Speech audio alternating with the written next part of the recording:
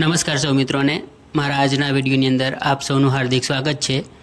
મિત્રો, કચ્છ સ્પેશિયલ ભરતી ધોરણ 1 થી 5ની જિલ્લા પસંદગી શરૂ થઈ ગઈ છે, જેનો આજે બીજો દિવસ હતો। ગઈકાલે વિજ્ઞાન પ્રવાહના જે ઉમેદવારો છે તેમની જિલ્લા પસંદગી હતી અને આજે જે સામાન્ય પ્રવાહના ઉમેદવારો છે તેમની જિલ્લા પસંદગી શરૂ થઈ છે। તો આ વિડીયોની અંદર આપણે આજરોજ જે કેટેગરી વાઇઝ બોલાવેલા ઉમેદવારો છે તેની માહિતી, કેટલા ઉમેદવારોએ જિલ્લા પસંદગી કરી છે અને કેટલા ઉમેદવારો ગેરહાજર રહ્યા છે તેની માહિતી, દિવસના અંતે જે બાકી રહેલ જગ્યાઓ છે અને જિલ્લા પસંદગી કરેલ લાસ્ટ મેરિટ નંબર કયા છે તે તમામની વિગતો છે એ આ વિડીયોની અંદર જોઈશું। તો વિડીયોના અંત સુધીમાં બન્યા રહેશો। મિત્રો, જો વિડીયો સ્કીપ કરીને જોશો તો જે એનાલિસિસ છે એની સંપૂર્ણ માહિતી આપ સુધી નહીં પહોંચે, તો વિનંતી છે કે જે વિડીયો છે એ પૂરો જોશો, જેથી કરી અને જે વિડીયોમાં એનાલિસિસ છે તેની સંપૂર્ણ માહિતી છે એ આપ સુધી પહોંચી શકે। તો સૌપ્રથમ વાત કરીએ આપણે જે દિવસના શરૂઆતમાં કેટલી જગ્યાઓ હતી એ। સ્ક્રીન ઉપર આપ જે શરૂઆતના દિવસની શરૂઆત થઈ ત્યારે કેટલી જગ્યાઓ છે તેની માહિતી જોઈ શકો છો। અહીંયા જે વિજ્ઞાન પ્રવાહ છે એમાંથી કન્વર્ટ કરેલી જગ્યાઓ પછી જે સામાન્યની જગ્યાઓ છે એ દર્શાવેલી છે। તો ઓપનમાં 1186 જગ્યાઓ છે અને જેમાંથી 114 જગ્યાઓ છે એ વિજ્ઞાન પ્રવાહમાંથી કન્વર્ટ થઈને આવેલી છે। એસસીની કુલ 161 જગ્યાઓ છે અને એસસીની પાછળ મેં -4 લખેલું છે।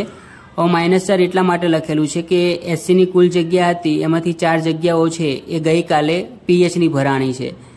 એસટી કેટેગરીની 195 જગ્યા છે, જે વિજ્ઞાન પ્રવાહ છે એમાંથી 18 જગ્યાઓ કન્વર્ટ થઈ અને એસટી કેટેગરીમાં આવેલી છે। ઓબીસી કેટેગરીની 601 જગ્યાઓ છે, એમાં પણ 10 જગ્યાઓ છે એ ગઈકાલે પીએચની ભરાણી છે, એટલા માટે 611માંથી 601 જગ્યાઓ થઈ છે।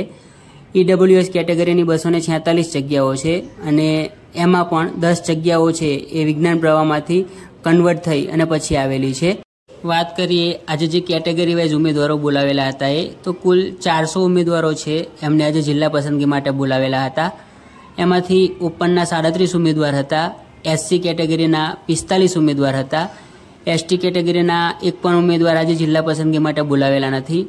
ઓબીસી કેટેગરીના સૌથી વધારે 244 ઉમેદવારો છે એમને જિલ્લા પસંદગી માટે બોલાવેલા હતા અને ઈડબ્લ્યુએસ કેટેગરીના જે 74 ઉમેદવારો છે એમને જિલ્લા પસંદગી માટે આજરોજ બોલાવેલા હતા।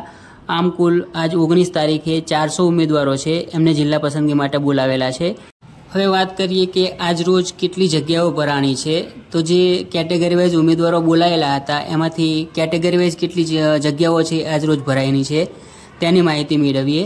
તો ઓપન કેટેગરીની 22 જગ્યાઓ આજે ભરાણી છે, એસસી કેટેગરીની 1 જગ્યા ભરાણી છે, એસટી કેટેગરીની એક પણ જગ્યા આજરોજ ભરાણી નથી, ઓબીસી કેટેગરીની 5 જગ્યાઓ ભરાણી છે અને ઈડબ્લ્યુએસ કેટેગરીની કુલ 3 જગ્યાઓ ભરાણી છે। આમ 400 ઉમેદવારો જિલ્લા પસંદગી માટે બોલાવેલા હતા, એમાં 400માંથી 31 જગ્યાઓ છે એ આજરોજ ભરાણી છે।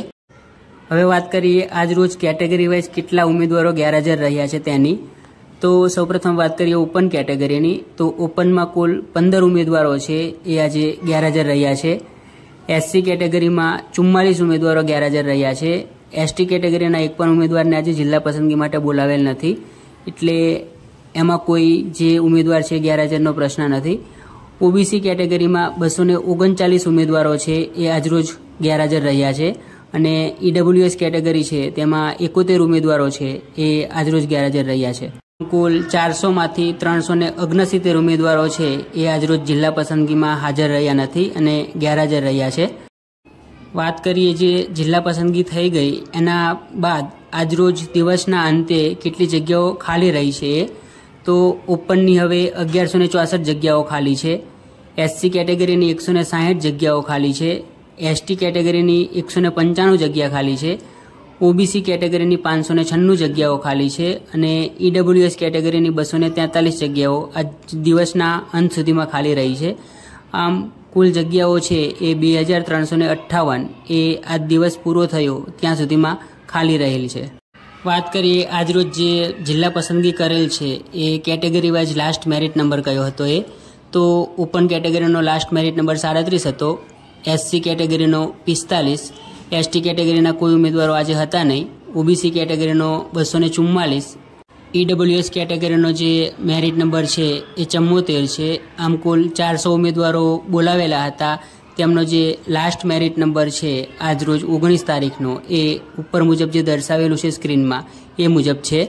આશા રાખું છું કે વિડીયો સારો લાગ્યો હશે. મિત્રો, કચ્છ જિલ્લાની જે જિલ્લા પસંદગી છે એની ડે બાય ડે દરરોજની અપડેટ છે એ આ જ ચેનલ ઉપર મૂકવામાં આવશે. તો ચેનલ સાથે જોડાયેલા રહેશો.